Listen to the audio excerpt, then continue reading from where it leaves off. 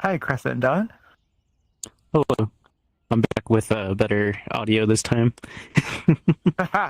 Oh, great. Yeah, you do sound really good. Yeah, I figured out the problem. I had a giant scorpion decide to make a house inside of one of my wall outlets for my Wi-Fi antenna, so it shorted out the entire thing. So That's yeah, not what I would have guessed. I me either. I was taking it apart and as soon as I unscrewed the wall outlet, I kind of screamed. I was like, "Oh my god!" Because this giant scorpion just lying in there, and that kind of scared me a little bit. But I'm back now, which is nice. Okay, well, that's a new one. The audio issues due to a really lazy scorpion. Yeah, it's definitely a little scary. I'm not gonna lie, but I'm glad I got it working now. And welcome, KT. Good to see you too. Eh, Got Gracie by your side there. Not at the moment. I think she's laying on a vent up in the kitchen. This time of year, she inhabits vents whenever she can because cold air. Gotcha. She'll probably come trotting in here in a bit now that she realizes I've left the living room. And welcome, Carl. Glad you could make it this week. Oh, I just rolled out of bed. Me too, for the most part. Used the alarm like 15 times. I had it set for an hour and a half ago. Yeah, I was actually set to sleep in today, and I woke up to a smoke alarm. Oh no. So I'm like running around the house, like 30 seconds removed from like being in REM sleep. And I'm trying to smell smoke or see where or even where this alarm is. I can't find it, and it was actually like a business across the street. Their like alarm was going off, and for whatever reason I could hear it from inside my house. Oh dear. So I tried to go back to sleep, but it was not gonna happen. So yeah, I took a nap a little while ago too. Really needed that. Yeah, I stayed up too late playing games. Nice. I know the feeling. I feel like there should be game off days, where you just played video games too late. That's so true. Maybe you get 6 or 7 or 25 of those a year. I like 25. I think 25 is a good number. I'd vote for that. Play is good. Just gonna make one quick audio adjustment here, and then we'll kick off.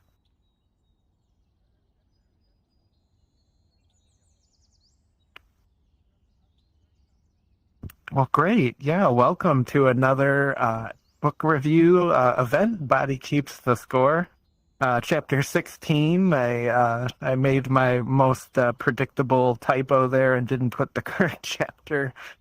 So we are on chapter 16 this week. And, as always, I want to say thanks. I am really enjoying this read through of the book. But it's like a whole nother level of meaningfulness to read these chapters and know like we're going to have an event in a few days where we get to talk about it together. So, thanks for making that possible. Thanks for coming in and being present and, being curious about the book's contents and being willing to share just all of that. Thanks again. And just a few norms too to kind of keep the space, productive and safe and fresh for discussion.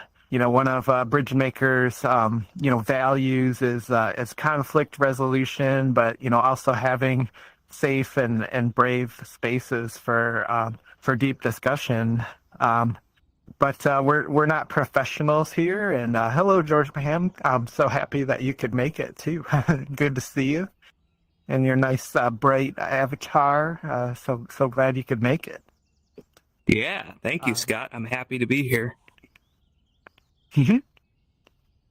And yeah, no professionals here. Yeah, nobody's here in like a professional counseling or crisis management capacity. So we're mostly just like peer-to-peer kind of wellness, mental wellness warriors that like to share these topics with one another. So if any kind of crisis level thing does pop up, be sure to speak up so we can try to help, navigate that into some professional capacity to find that avenue for professional help. Because we're not therapy here. We're not a replacement for therapy. We're just, educational purposes. And, maybe a realization that therapy or other forms that we discuss, could be helpful to explore with a professional. So, yeah, please no fixing or advising, just let shares have some room to breathe. And if you are open to feedback from the group, just say so. Just ask that you'd like opinions, or if anybody's been through something similar. Sure, we'd be happy to share. I and you statement hygiene, that's always a really good one, is to kind of structure the language so people don't feel judged or that it's like a debate, because it can be difficult to talk about some of these topics, and it's really hard to kind of stay engaged if you feel like the group is questioning what you're talking about or maybe bringing in counterpoints and that sort of thing. And we keep everything here confidential like to the degree we can. Just be mindful that we are streaming to the Discord and the YouTube channel, so that's not meant to kind of exploit anybody's situation for media, social media clicks. That's not what we're all about here.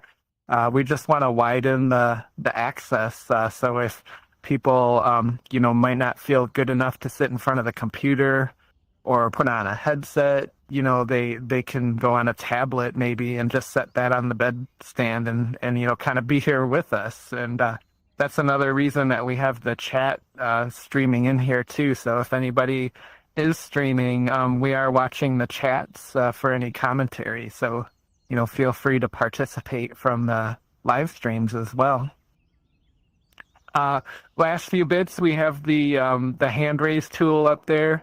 You can put your name up on the board, and that'll let me know that you have something to share, and we can keep things orderly, in that way. And feel free to post in the Discord as well. So we have some weekly discussions there in between events. There's a whole Discord channel for the book and any kind of mental wellness topics, really. Feel free to post and start a conversation there. I'm sure you'll get some feedback. And with that, let's go ahead and dive into Chapter 16. So Chapter 16 is actually all about the topic of yoga, and I almost prefer the term intentional movement because I feel yoga kind of entered the vernacular in that way where, like, not everybody knew kind of what it was. So, people who didn't totally understand it were explaining it to other people, and then you like heard so much about it and it got trendy that you almost like roll your eyes when you hear about yoga. So I kind of almost for the purposes of exploring it with a fresh new like openness to kind of rebrand it as mindful movement or intentional movement. So yeah, for the purposes of this discussion, kind of pretend you're hearing about yoga for the first time, and it might open up some new aspects of it. But I try not to post the little intros of each chapter like every week because I don't want to be super predictable and redundant. But I felt this one was just so good that I wanted to read it out loud. Which is, as we begin to re-experience a visceral reconnection with the needs of our bodies, there's a brand new capacity to warmly love the self. We experience a new quality of authenticity in our caring, which redirects our attention to our health, our diets, our energy, our time management. This enhanced care for the self arises spontaneously and naturally, not as a response to should. We are able to experience an immediate and intrinsic pleasure in self-care. And I just love that notice because it's so kind of spot on, is that as you reconnect, the mind and the body, if you've kind of been in a stage of life where you're having these like trauma re-experiencing of memories or triggers and reactivity to life, and you're sort of stuck in this cycle, and if it takes you all the way down the path that the book talks about, where you're kind of disconnecting from your body as a coping mechanism, and you sort of lose the ability to translate, input and sensations, everything gets kind of confusing and numbed and dulled out, and you sort of get stuck in that. When you begin to come back, when you successfully achieve kind of reintegrating these memories and able to listen to the body's language and be present and tune in with oneself, it's like things that used to feel like chores, like suddenly are just like normal, like brushing your teeth or going to bed on time, or, scheduling that massage, or, just reviewing your calendar so you don't forget anything. It's like, before that reintegration of body and mind, it's like you almost have to force yourself, or like, shame yourself that I'm not doing these things. I have to. And that's one of the great things about like the healing path, is that those have tos turn into like want to, and it becomes, the effort level, sort of fades away, and now it's just second nature. Like, I should do these things.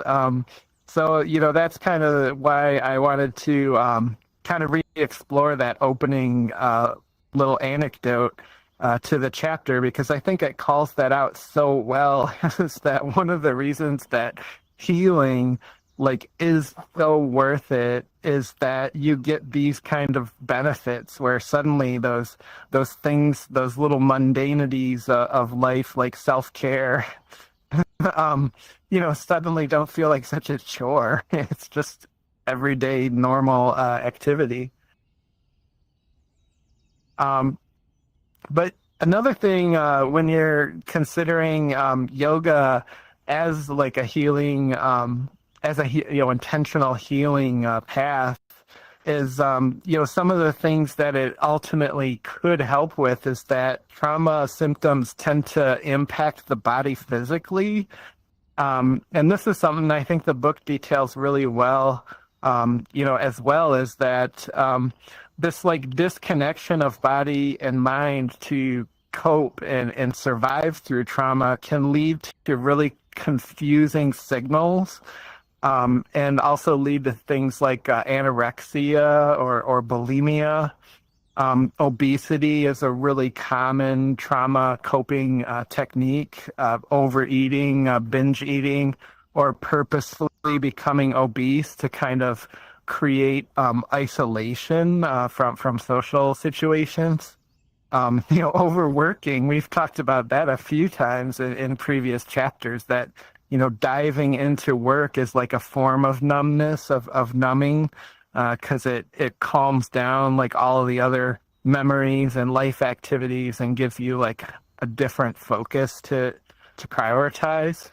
And then, of course, drugs and alcohol, another really common coping mechanism. We talked about it in great deal throughout the chapters. but some of the symptoms to look out for is, do you get these like mystery ailments, like migraines, that you go to the doctor and they're just like, I guess you're going to have migraines every once in a while. They can't explain it. They can't point to a cause. Muscle spasms, chronic back pain. Fibromyalgia, I think, is one that they're more and more connecting to, especially early childhood traumas, could potentially lead to things like fibromyalgia. So if you're seeking out medical practitioners' advice on these different kind of ailments, and they're sort of throwing their arms up, there's no explanation. That's one of the things that we can kind of, do some reflection on is do I have some trauma, and is my body and mind like disconnected to a degree that it's actually causing, physical symptoms.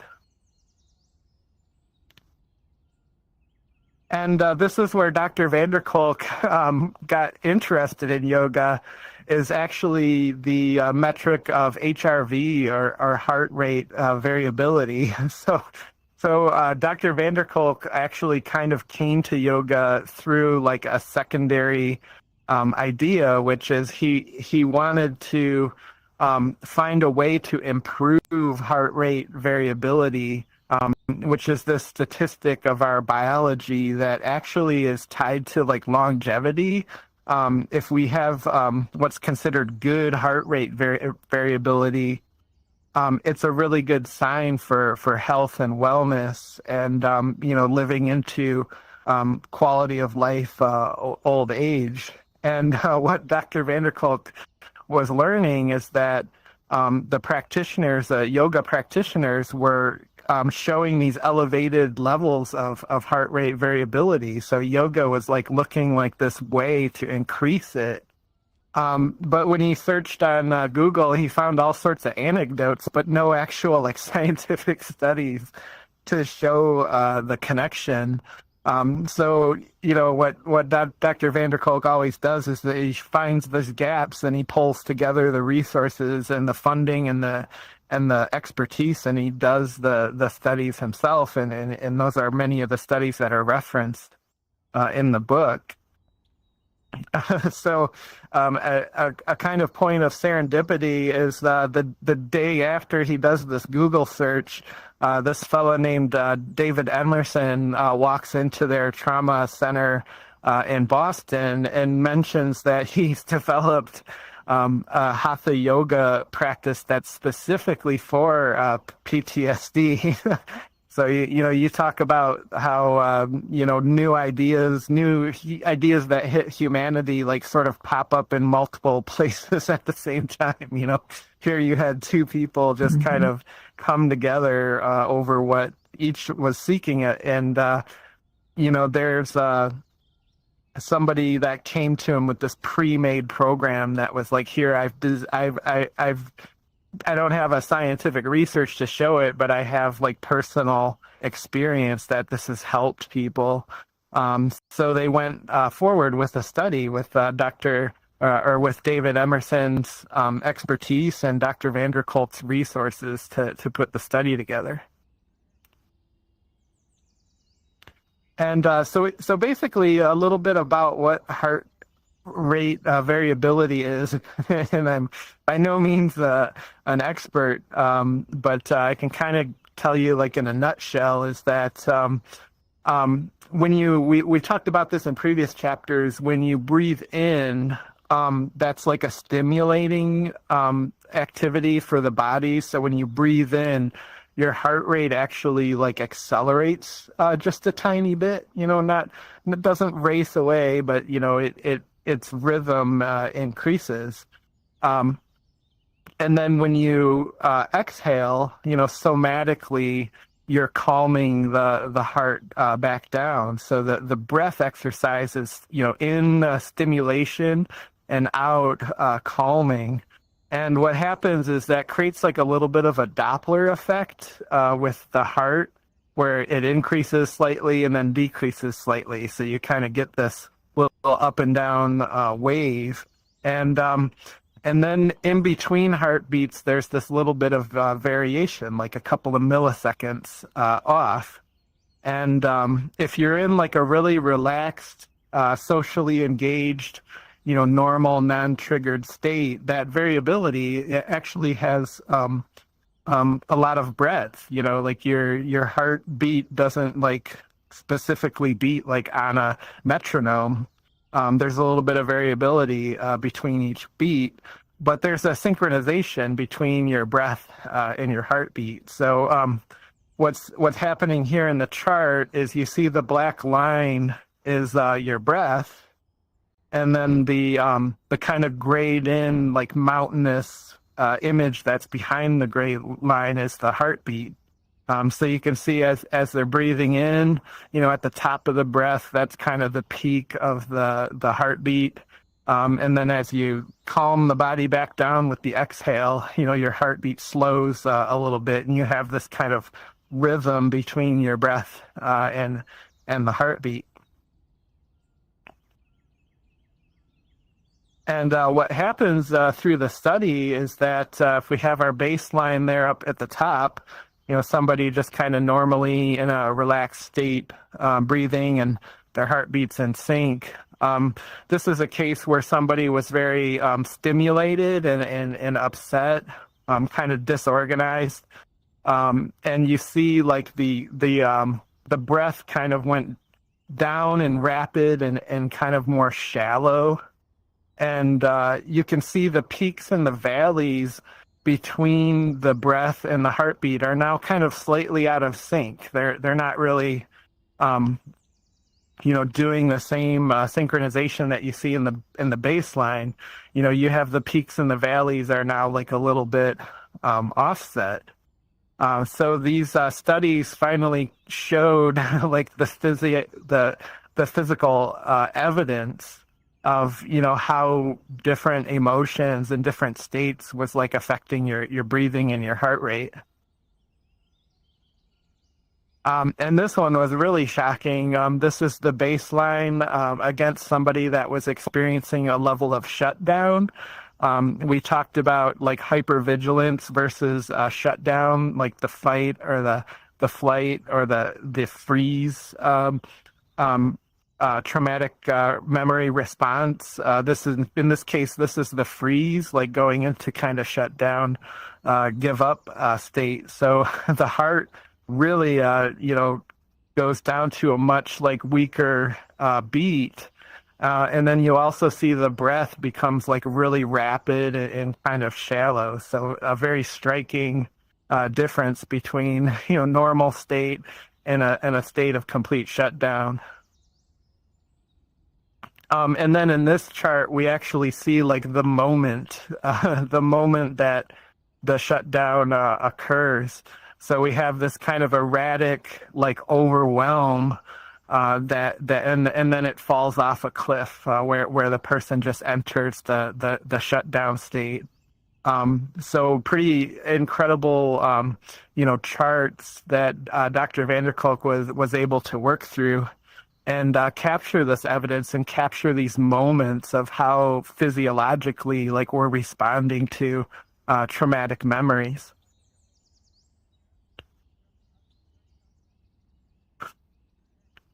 And it looks like I didn't update the title on this slide, but I was just meaning to show there are devices where you can measure your heart rate variability. The chest band is kind of considered the more accurate of the different measuring devices. They do make wrist devices, but the chest band is kind of thought to be more accurate. But you can wear this, throughout different, if you're exercising or throughout different times of the day or sleep, and get your heart rate variability metrics and kind of figure out, where you're at on the charts of, high or low. The Fitbit does measure HRV, but I've also heard that it's like, you probably want to measure that against one of the chest bands, just to make sure it's like in the ballpark. I heard it can be a little less accurate because it's doing more like calculations to get your HRV versus like measuring the actual heart rate.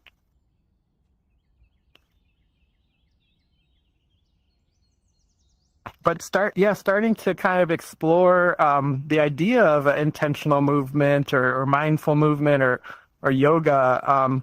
We had Anne was an anecdote in the chapter, who was a survivor of horrendous abuse by her family growing up.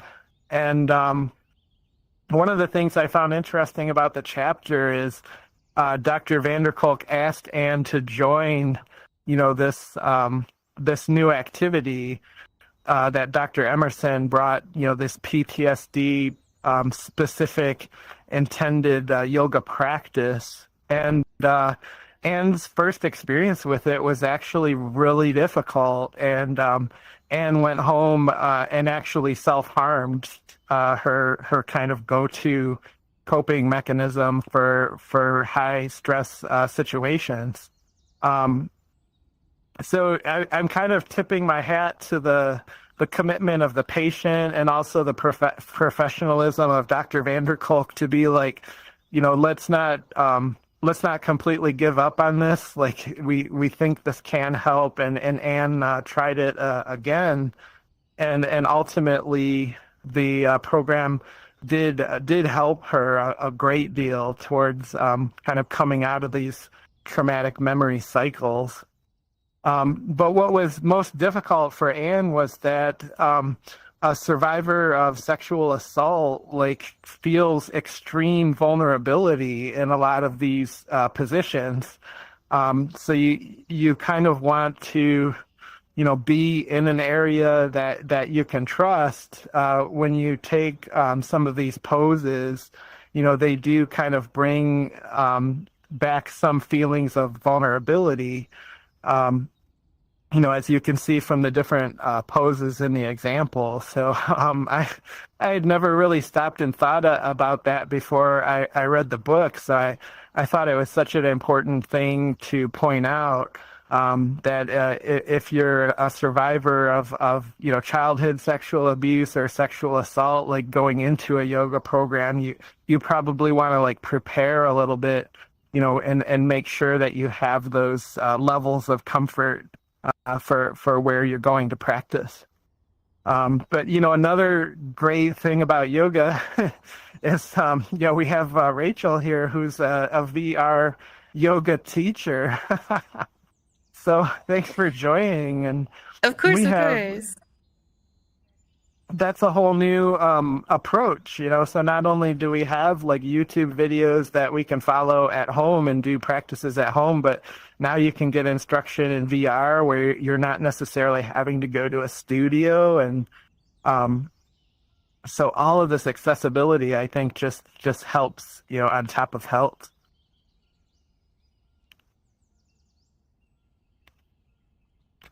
So one of the biggest benefits that the book mentions about yoga is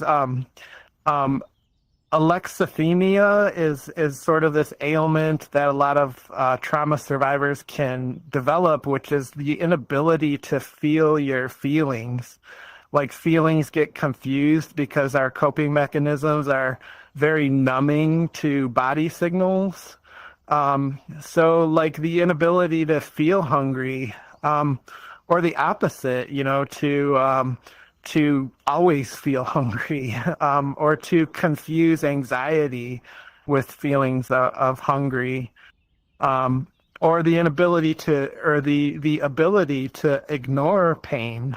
That's another thing we talked about earlier in the events. If you're carrying those grocery bags, those plastic grocery bags, and sometimes they wrap around your fingers and they're really squeezing and painful, but you're I just have 15 more steps. It's no, let those things set those things down, give your body a break, and let your fingers breathe again. You can reach down and pick them back up. It's worth it.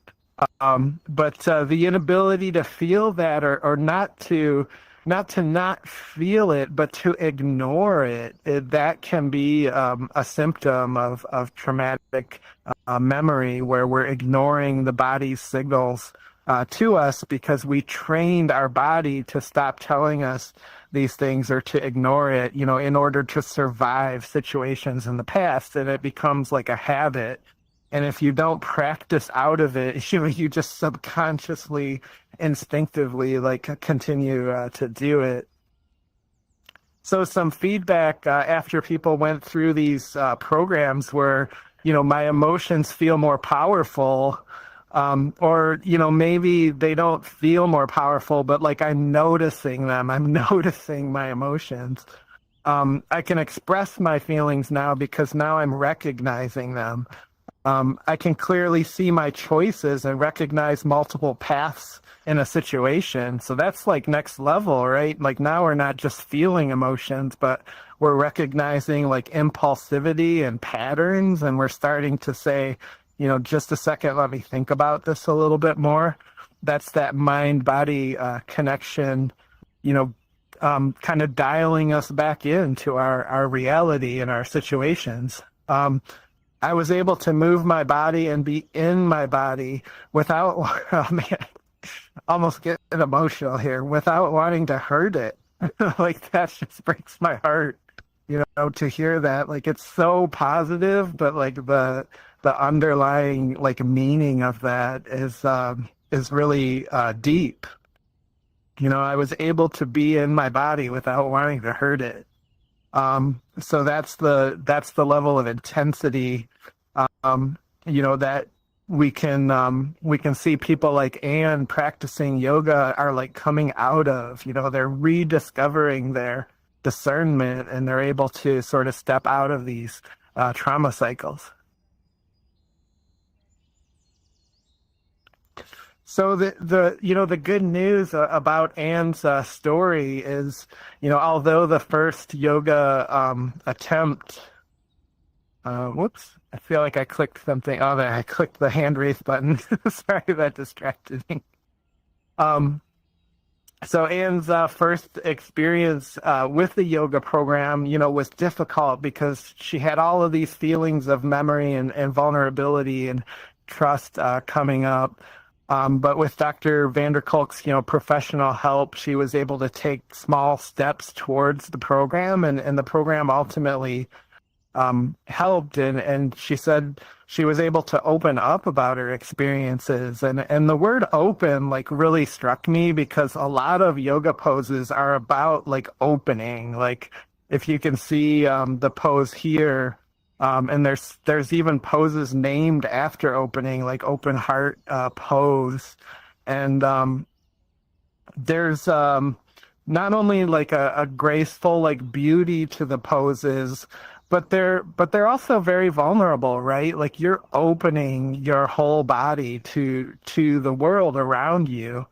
And the feelings of confidence and safety that can also bring.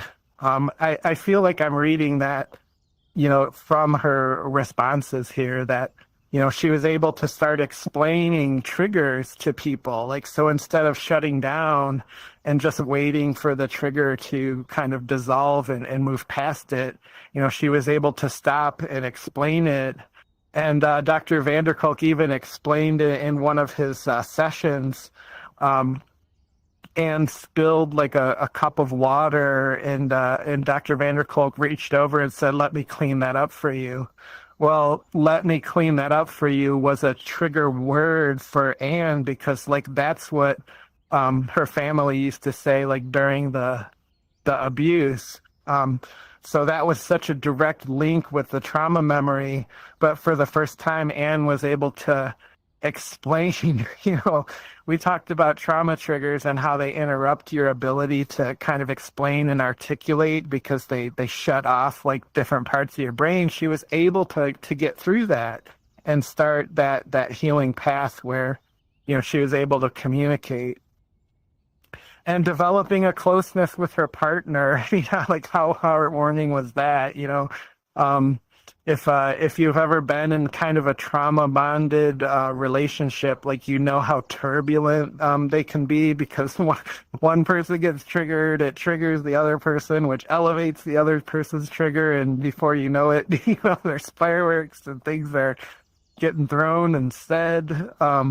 So, to hear that now there's this closeness and this intimacy like developing that, was probably like over this wall that she didn't know how to climb, that was exceptionally heartwarming too. So we have all these anecdotes in the book about these different practices that people try, like the equestrian,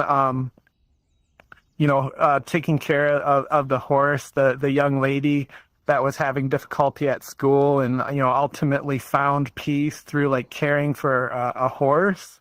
It's like, whatever you can find that sort of creates that small little space where you can like just take a moment to pause and look around and like reflect, without getting triggered. Yoga can be like another one of those steps towards that. Is if you find that this mindful, intentional movement, kind of brings you that peace, that presence. Because remember, Dr. van der Kolk said, like, the present self is where you're able to change how you feel about things. So we're kind of switching between this autobiographical self that has this really linear narrative of like everything that happened and all of our plans. But when we switch to the present self, that's when we actually can key in with our body and our emotions. And when you intentionally do something like a form of movement like yoga, you're actually guiding your body and your mind into sync with one another. And the more you practice that, the more that feeling like becomes normal, and the more you're having this present self, throughout your whole day, not just during your practice. So the inspiration for the day is the most important pieces of equipment you need for doing yoga is your body and your mind. And I love that, right? Because you can't leave home without them. So you always have the tools to do yoga. You could do yoga in your kitchen if you just think about it while you're heading to get a refill of the cup. Maybe set the kitchen timer for a minute and strike a pose. You did yoga that day. And, build your habit from there. And and thanks to Simulations too for putting some reflections and questions together. So as we move into our open discussion period where we take hand raises and get to hear shares and what you thought about the chapter, we also have some specific questions if you'd like to take a question off the board or share anything that's on your mind. It's all welcome. I invite you to to raise your hand by clicking on a little squirrel icon up there, and I see Carl's up first. Yeah, take us away, Carl. It's just a little thought I had that kind of popped in my head when something I haven't thought. I think about it all the time because it's like something that I kind of realized or was pointed out to me a long time ago. And it's a pretty surface level thing when compared to some of the more this more mindfulness and yoga and kind of, being aware of your kind of, tracking your inner thoughts kind of thing. But somebody had pointed out to me years back that like when it comes to just kind of basic bodily feelings, like if you just ask somebody, what does thirsty feel like? Like most people can't really answer that question beyond like, I guess, hungry, but then also your mouth is dry. But it just really kind of flipped a switch in my brain that like I try to always go get a drink if I'm hungry before I will go eat sometimes, just because I realize there's not really a distinction there. I always thought that was a weird kind of, self-awareness kind of thing that I just had never seen pointed out before. And I've blown a few people's minds with it too. Yeah, I would imagine that there's some utility to that to kind of describe, but like articulate a feeling. Maybe in some respects that like puts you more in touch. Um, you know, it is like a mind body practice, right? Because you're trying to speak for the body. Like what is the body feeling? So love that. Yeah, and Crescent Dawn, I'm so happy that you debugged the audio issues. I'm wondering if I can encourage you to share because I just love the story. The story about the story about my yeah, I had a giant scorpion decide to make its house in one of my wall outlets for my Wi-Fi antenna, so it shorted out the the wall outlet. So I had to overcome my fear and take care of that because the scorpions are terrifying. Oh, yes. That puts a new pun on the word debugging. True. True that. But yeah, I'm sorry to have kind of interluded on you there. The floor is yours, though, if you have something you'd like to share. Oh, you're all good. Kind of going off healing and growth of like if your body could tell you its story, what would it say? That's a very interesting question to me, and that's a very deep and resonating one. If I had to kind of like put it into like one word, it would probably be like warning or caution. Don't do this. Like I know that's multiple words, but like, like my entire life, again, as we've talked at length several times, like I tend to bury myself in work or just in doing things to avoid very, very difficult situations in my life, just because it's easier to not think about them. And after a while of not thinking about them, if you're so busy, you never actually do have to think about them ever again, and they just kind of disappear after a while. But that doesn't solve the problem at hand, right? And whenever things are done and over with, all of a sudden, those memories that you try to suppress just kind of come rushing back. And that's not healthy at all. That's not a very good way of dealing with them. But I think, again, like going off like that, as I get older, I'm only realizing that my body is becoming more and more, it's aging. It's the best way I can describe it, right? And I can only keep up that running away from the problem for so long before it finally catches up with me, and then it's too late and I'm too old, and all I'm left with is a broken body and very bitter memories, and that's not a good ending. At least I don't feel like it would be. So kind of following my body story, right, of at the front page where it says like warning, you're like, don't do this, maybe heeding that warning and actually taking care of myself is a lot better. Yeah, such a valid motivation. I had a similar feeling, if it's okay to share, where the dementia and Alzheimer's kind of runs in my family a little bit, and in visiting my grandparents and my stepfather in these different states of care, like in homes and inpatient care and things like that. It's like I kind of saw like all these spectrums of what it's like to lose like your memories and your ability to like understand what's going on around you. And it's like some people experienced it as like bliss and some people experience it like an extreme fear and agitation and anger.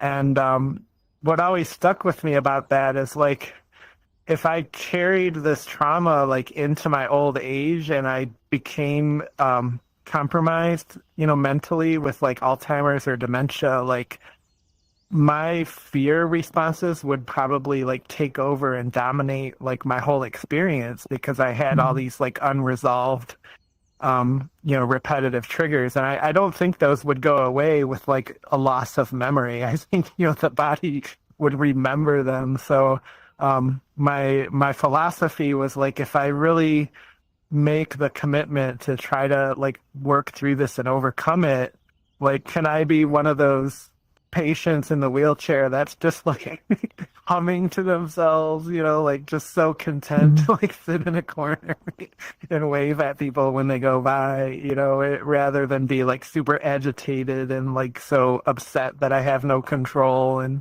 so I really resonate with parts of what you said there as like the motivation. I think that's such a valid pathway to want to overcome. Yeah, I could also go deep into the overworking part too, but I'll spare you the. We'll go into that another time. Got KT Phoenix up on the board, and yeah, always happy to hear what is on your mind. Well, I hope Gracie isn't too loud. Come on, girl. She probably wants me to let her out. Is that too disruptive? No, I actually have the total opposite philosophy. I love hearing people's pets. If you have a dog or a bird, like I just love hearing them through the mic. So yeah, go for it. Well, she's been extra guardy today and, trying to take care of us, I think. I really related to the section where it talked about not feeling, or ignoring feelings. Because, thank you, Gracie. I had, as soon as I hit puberty, I started having trouble with endometriosis. And I had a really severe case of it. In fact, I remember sitting in an exam room and my doctor was talking to a med student he was going to bring in. And I don't know if they knew I could hear them, but he said, I don't understand why she's not climbing the walls, screaming at me for pain meds. And I thought to myself, I have been deliberately asking low key because I thought if I were hysterical, you would ignore me. I had been asking for them.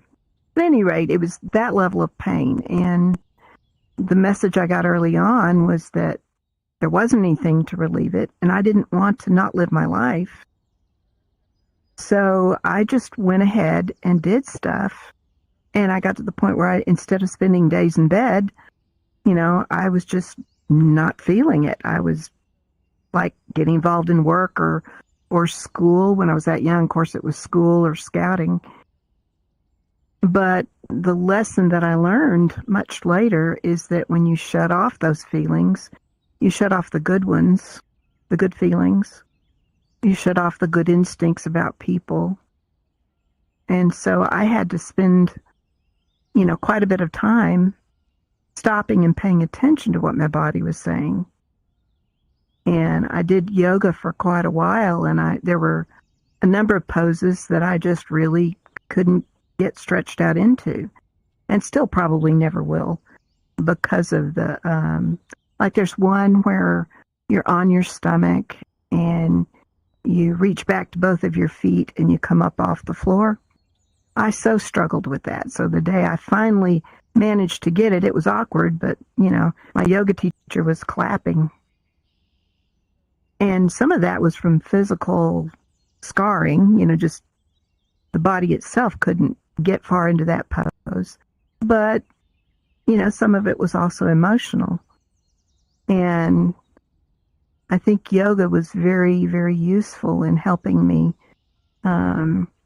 feel the pain and move into the position anyway, because I knew I was not doing myself any damage. I knew that, I wasn't hurting myself when I did it, as long as I eased into it and whatnot. And it really helped me get in there and get reconnected, with my gut, with how I felt about life, how I felt about people, that your gut instinct about people, who to trust and who not to trust. And so I think yoga was really useful for all of that stuff. And so I would encourage anybody to try it, even if it feels awkward or you can't do the pose quite right or you can't balance. As long as somebody else can. It doesn't matter. It's a dance you do with yourself. It's a way that you learn who you are. Yeah, if I could be so bold and like ask you a favor too, because you're so great at articulating things, like the the connection, when you rediscovered like the connection with your feelings, like when you were more embodied, because like coping to train yourself to not feel the pain or to ignore it, like when that reintegrated, like do you remember like parts of that, or could you describe like how that felt, that sort of reintegration process? Well, I would catch things sooner, like infection or hunger or thirst, like Carl was saying. I would catch that a lot earlier rather than looking up and it's been 12 hours since I've had any water.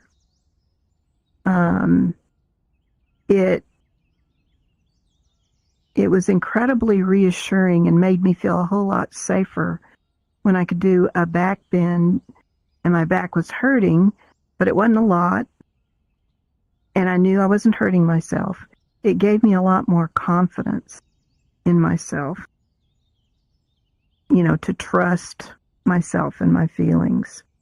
And then when I came back out of the back bend, the back pain was gone. It was so much better, and it actually relieved the pain.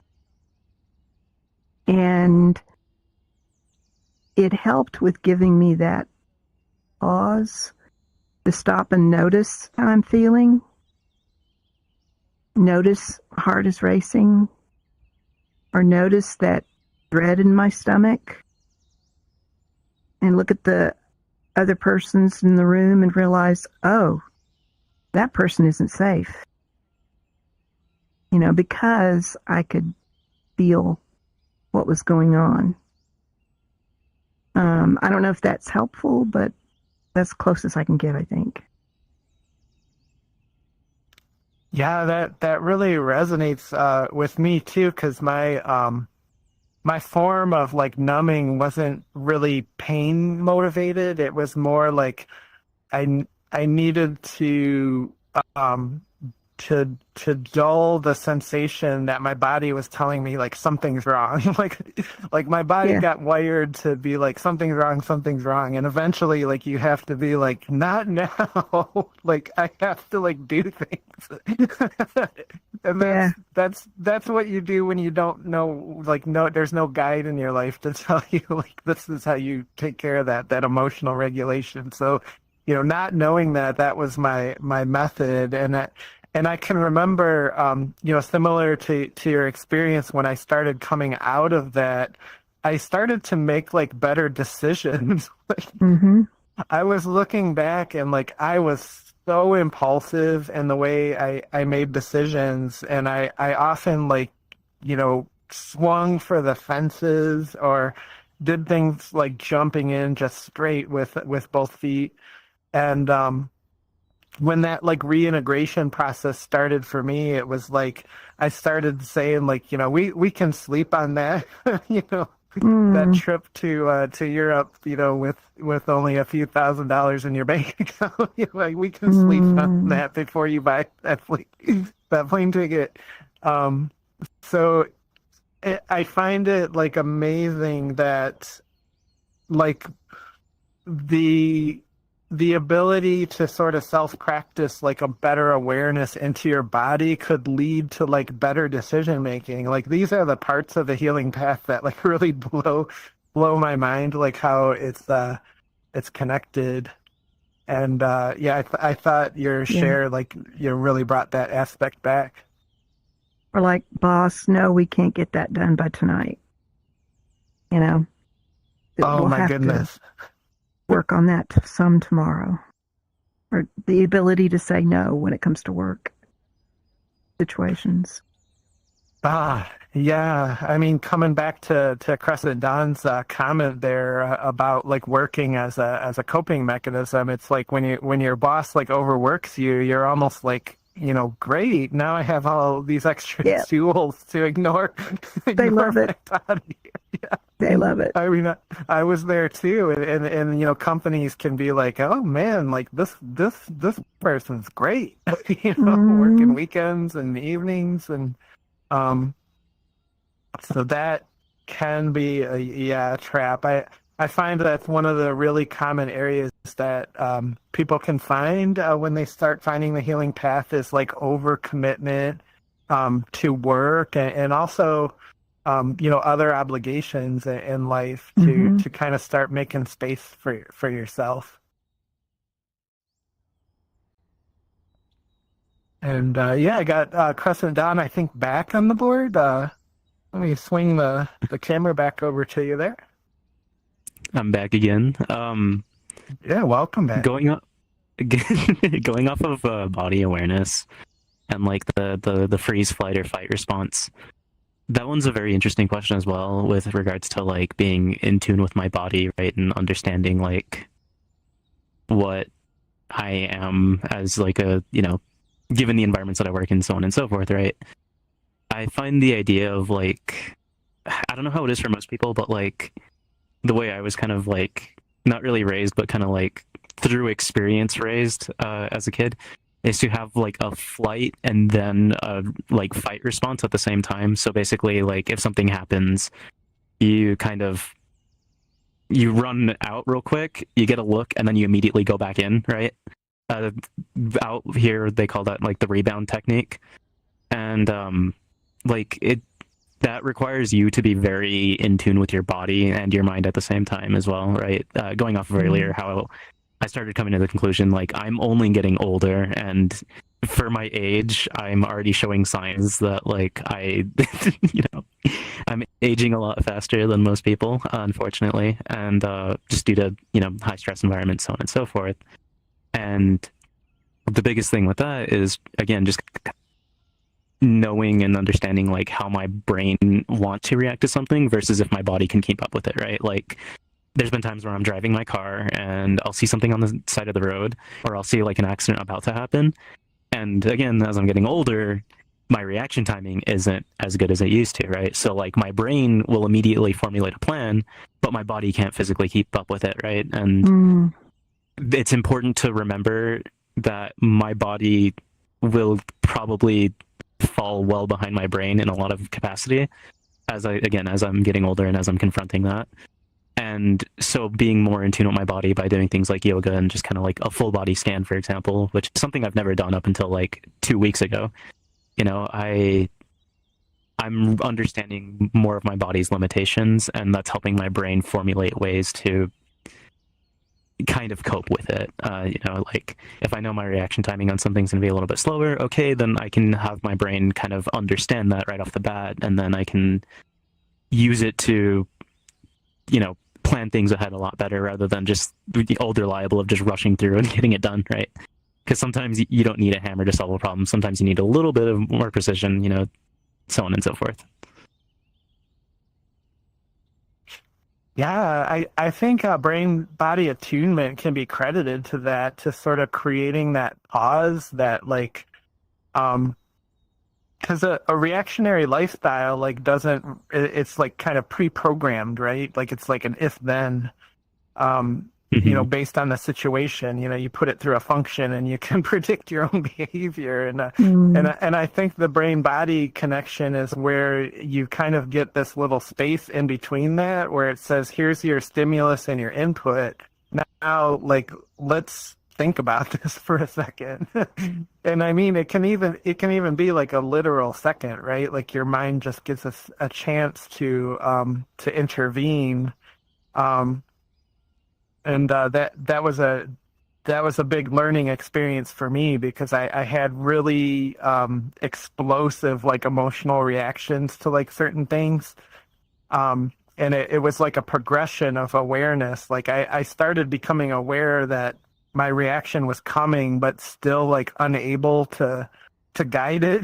Like it's like, all right, it's like being on a roller coaster, right? You're going over the top. But like practicing that, eventually, like I did get that moment where I could decide, like, all right, the thing has happened that usually makes me super explosive. Like, do I want to go down that path this time, or do I want to try to exercise like some of these, newer, and I think wisdom is kind of a big part of it too, because like as we get older, we collect, like new ideas and new techniques, especially these like lovely VR events that we all do together. Getting these anecdotal kind of nuggets of wisdom, which is like one of the parts I love about VR so much. And I don't even know that it's a form of slowing down, so to speak, because I can give you an example. Like, I used to play sports and stuff. So like if I drop something or something like kind of ricochets off the desk and like it's going to hit the floor, like I can catch it. But you know how many times I've like smashed my hand into something like in the process of like catching it? So like over time, I've like tried to condition myself away from like reaching for that thing, because like why not just let it hit the floor, and if it's a ceramic cup and it breaks, like I don't want that to happen, but you know what, like my hand's like also important.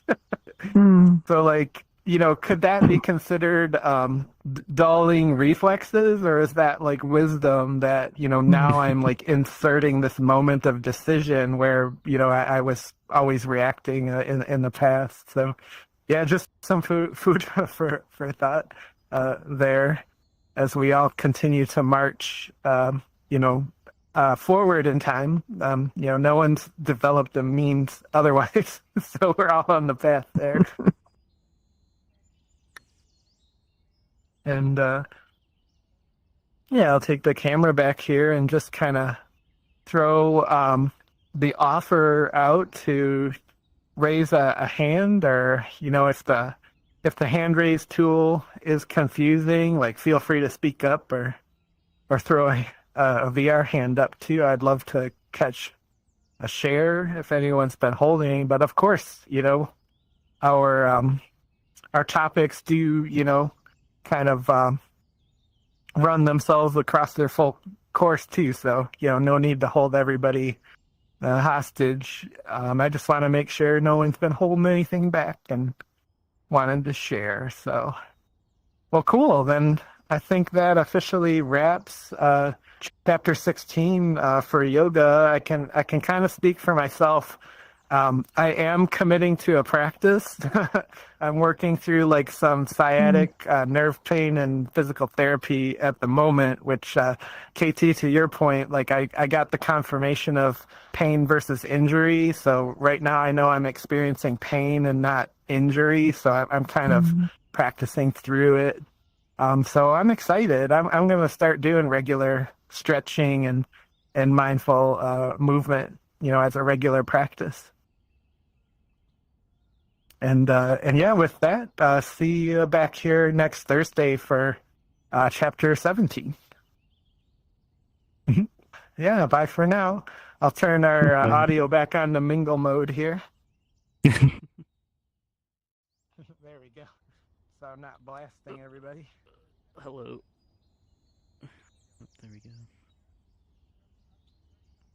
There we go. I just switched to virtual desktop. Let me know if my mic has any issues. Is my mic sounding good? No clipping, no issues, no blah, blah, blah, blah, shenanigans? Yeah, no, it sounds good. I'm glad. Yeah, because this is my first time ever using virtual desktop. I was frustrated with the other wireless methods. Steam Link, I could no longer have my mic coming through. AirLink, my mic came through, but none of the face tracking.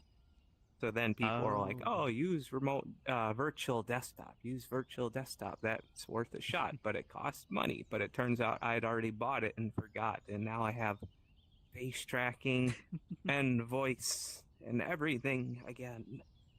And that makes me a happy, expressive George.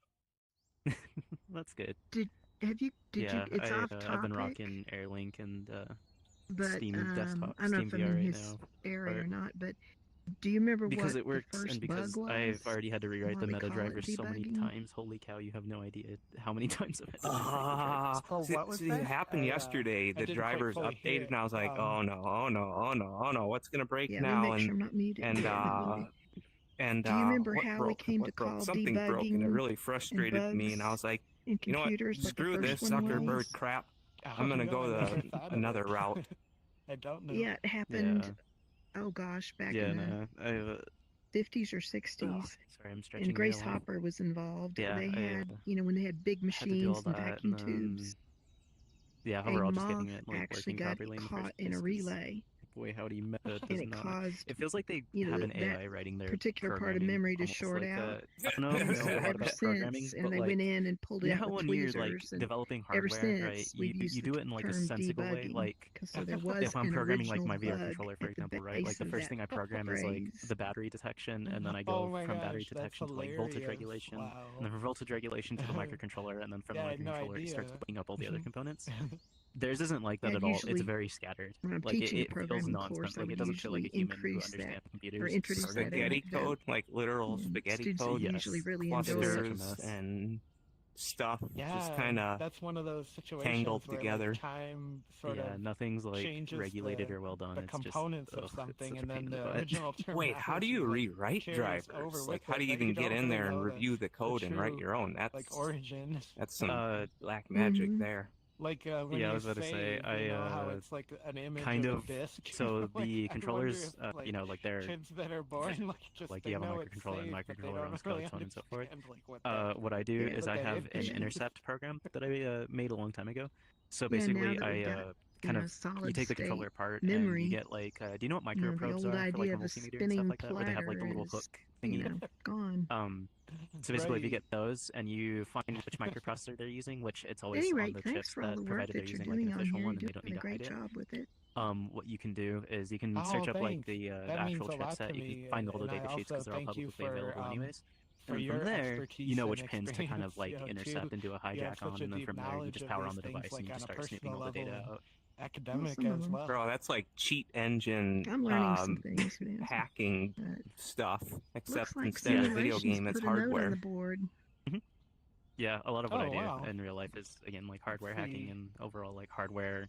Oh yeah, and I I'm call it guilty of not having techromancy, where stopped I'm the like doing stream yet, necromancy too, on so technology sorry that's about that. old, outdated, and I just should otherwise kick not Ricky supported anymore. Ricordo here. So that's like But let me kind of read something that I got really simulations good first. at was that doing that. Whenever I play older video games, I actually have a lot of reverence for what they did to optimize or work within the constraints of the technology. Like if I'm jumping on an emulator and I'm looking at stuff like N64 games, especially cartridge-based games, because those had serious limitations. I'm like, the amount of work they did to make these games run well on this ancient hardware, just like I have a lot more appreciation for it now. Now as I'm more aware of the limitations and how important optimization was back in those days. Like even when I was watching a video of Black Ops 2, I was like, "Huh, this game is not as pretty as the newest ones." Let me just But boot Ricky. oh, Ricky Ricardo. The cameraman. What was that notice? Yeah.